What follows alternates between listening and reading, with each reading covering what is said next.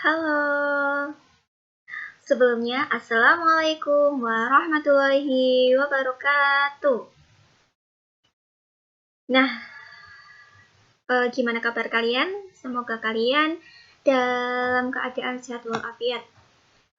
Pada pagi hari ini, untuk kesempatan kali ini, qadarullah kita tidak bisa menjalankan pembelajaran secara langsung. Oleh karena itu, kita ganti dengan pembelajaran secara PJJ atau pembelajaran jarak jauh. Oleh karena itu, pada kesempatan kali ini, Bu Ayu akan menjelaskan tentang gaya, sedikit materi tentang gaya. Nah, pada pagi hari ini kita sudah memasuki subtema yang ketiga ya. Subtema baru nih, belajar lebih giat lagi. Oke, bisa dimulai dari sekarang ya. Nah, kita akan membahas tentang gaya. Apa sih yang dimaksud dengan gaya itu? Nah, kita akan membahas dua materi ya. Yang pertama tentang jenis-jenis gaya, yang kedua tentang manfaat dari gaya. Oke? Yang pertama, gaya. Apa sih yang dimaksud dengan gaya itu? Nah, ini pengertiannya. Gaya adalah tarikan atau dorongan yang diberikan pada suatu benda sehingga benda tersebut dapat bergerak. Jadi gaya itu kita memberikan tenaga, kita memberikan tarikan maupun kita memberikan dorongan kepada suatu benda sehingga benda itu dapat bergerak. Mohon maaf ya, ini typo. Ini merupakan pengertian dari adalah. Contohnya nih, nah ini contohnya, kita akan menarik maupun mendorong meja. Nah itu kita memberikan gaya kepada meja itu. Berupa gaya apa sih? Itu merupakan gaya otot. Nah kita memberikan tarikan atau dorongan kepada suatu benda sehingga bergerak itu bergerak atau berpindah tempat. Yang kedua ada orang lagi menendang bola. Nah menendang bola itu juga kita memberikan gaya kepada bola sehingga bola itu dapat berpindah tempat. Nah, ini gambar bersepeda ya, orang bersepeda. Nah, orang bersepeda itu juga memberikan gaya. Paham kan pengertian dari gaya? Selanjutnya, ada jenis-jenis gaya. Yang pertama, ada gaya otot. Yang kedua, ada gaya listrik. Yang ketiga, ada gaya magnet. Yang keempat, ada gaya gravitasi. Yang kelima, ada gaya pegas. Dan yang terakhir, ada gaya gesek. Jadi, ada 6 jenis-jenis gaya. Oleh karena itu, kita akan bahas satu persatu. Oke? Yang pertama, ada gaya apa tadi? Gaya otot. Apa sih yang dimaksud dengan gaya otot itu? Nah, gaya otot itu tuh gaya yang diberikan oleh otot tubuh. Jadi, kita kan memiliki tenaga, kita memiliki otot. Nah, otot itu kita bisa memberikan gaya. Yang pertama, tarik-menarik. Nah, ini tarik-menarik. Kita ini juga memberikan gaya. Berupa gaya otot. Yang kedua ada contoh apa lagi ya? Nah ini ada kerbau. Ada kerbau menarik andong apa ya ini? Ya menarik gerobak. Nah ini juga memberikan gaya otot. Gaya yang diberikan oleh tubuh manusia maupun tubuh hewan. Yang kedua ada gaya listrik. Apa sih yang dimaksud dengan gaya listrik?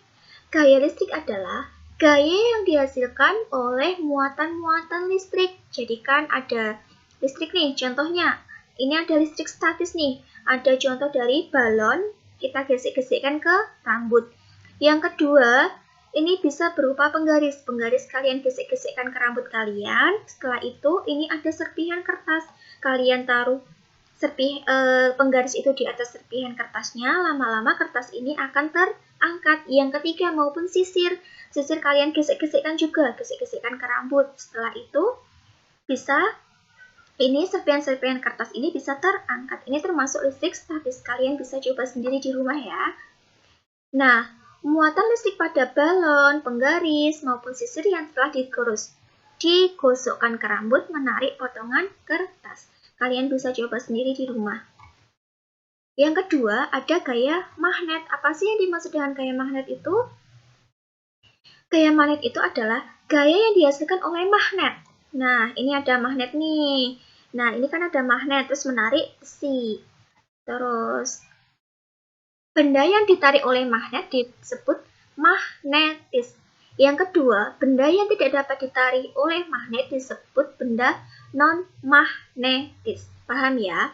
Jadi yang dapat ditarik oleh magnet itu magnetis. Yang kedua, tidak berarti non-magnetis.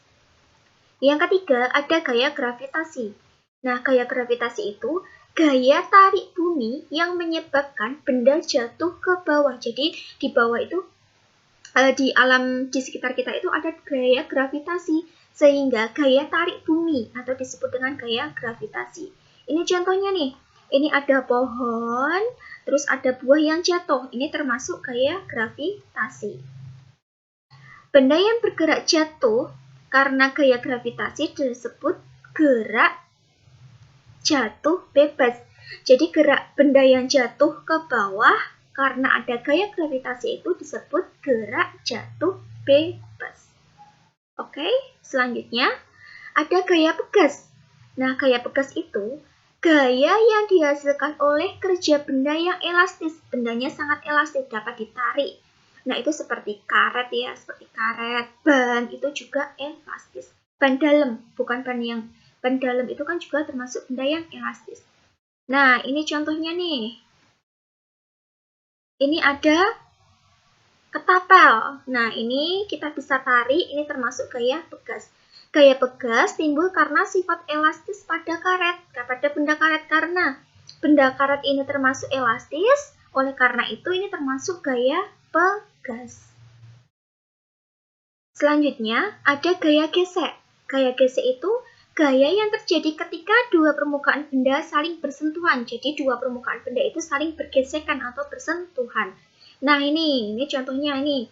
Misal ada benda bergesekan nih. Di sini ada gaya gesek antara benda yang warna biru sama permukaan yang warna hijau. Ini terjadi gesekan, termasuk gaya gesek. Nah, itu tadi merupakan jenis-jenis gaya. Yang kedua ada manfaat gaya. Yang pertama ada manfaat gaya otot. Apa aja sih manfaat dari gaya otot itu? Nah, pada manusia untuk melompat, berenang, menulis, bersepeda, menarik tali, dan lain-lain itu menggunakan otot. Yang kedua, pada hewan untuk memarahi terna, membajak sawah. Nah, pada zaman dahulu kita membajak sawah menggunakan hewan kerbau. Ini merupakan manfaat gaya otot. Yang kedua, manfaat gaya listrik. Nah, menyalakan lampu di rumah dan di jalan. Misal kita di rumah, udah sore hari, udah malam, itu kita menyalakan lampu. Itu termasuk gaya listrik. Menyalakan TV, mesin cuci, kipas angin, terus rice cooker, terus setrika, itu juga menggunakan gaya listrik. Yang ketiga, ada gaya magnet. Apa sih fungsi dari gaya magnet? Nah, manfaatnya. Yang pertama, untuk menunjukkan arah pada kompas. Nah, kompas itu biasanya terdapat gaya magnet. Yang kedua, untuk memisahkan benda-benda logam di tempat pembuangan barang bekas. Jadi misalnya di tempat pembuangan barang bekas itu, misal kita ada berserakan banyak sekali sampah-sampah, kita akan memisahkan benda-benda yang dapat ditarik oleh magnet, seperti misal ada paku. Nah, gitu kita bisa ketarik supaya paku itu tidak membahayakan orang lain, supaya barang-barang bekas yang misalnya ada tumpukan-tumpukan barang bekas, sampah-sampah plastik bekas. Nah, itu bisa dimanfaatkan, didaur ulang lagi. Terus ada benda terbuat dari besi, itu kita bisa pisahkan dengan menggunakan gaya magnet. Terus untuk pengunci kotak pensil atau tas. Nah, biasanya di kotak pensil itu ada gaya magnetnya ya, ataupun tas. Yang ketiga, ada manfaat gaya, yang keempat, ada manfaat gaya gravitasi. Untuk menahan benda-benda tetap berada di permukaan bumi. Yang kedua, untuk menjaga atmosfer tetap berada di permukaan bumi. Yang ketiga, untuk menjaga agar bulan serta satelit buatan tetap berada di posisinya. Jadi sesuai dengan rotasi masing-masing. Itu manfaat dari gaya gravitasi. Yang keempat, ada manfaat dari gaya pegas. Yang pertama, dalam pembuatan spring bed. Nah, spring bed itu kan kayak lentur ya, itu ada dalamnya ada per. Nah, itu termasuk juga gaya pegas. Yang kedua, untuk bermain ketapel atau panahan. Jadi kalau kita sedang bermain panahan, siapa yang ikut ekstra panahan nih? Pasti kalau di ekstra panahan itu ada yang elastis. Nah, itu untuk menarik busurnya ya, ataupun kita saat membuat bermain ketapel, itu juga memanfaatkan gaya pegas. Yang terakhir, gaya gesek. Untuk membantu benda-benda bergerak tanpa tergelincir, untuk membantu menghentikan benda yang sedang bergerak, untuk menahan benda-benda agar tidak bergeser. Jadi, untuk menahan, untuk mengurangi gaya gesek supaya kita tidak tergelincir. Misalnya, saat ban itu kan ada ruas-ruasnya, itu juga menghindari kegesekan, ataupun sepatu. Nah, sol sepatu, maksudnya sepatu itu kan yang bagian bawah itu kan biasanya ada ruas-ruasnya itu loh. Itu supaya kita mengurangi gesekan, jadi supaya tidak tergelincir kita. Jadi waktu kita berjalan nanti ada gaya gesek supaya kita tidak tergelincir, kita tidak jatuh. Jadi di bawah sepatu itu biasanya ada ruas-ruasnya. Nah, itu tadi yang dapat Bu Ayu sampaikan. Selanjutnya, kalian bisa mengerjakan worksheet ke-7. Kalian bisa kerjakan di rumah kalian masing-masing secara mandiri. Tetap semangat belajar. Sekian dari Bu Ayu. Apabila Bu Ayu ada salah, Bu Ayu mohon maaf. Assalamualaikum warahmatullahi wabarakatuh. Ya, sampai bertemu lagi.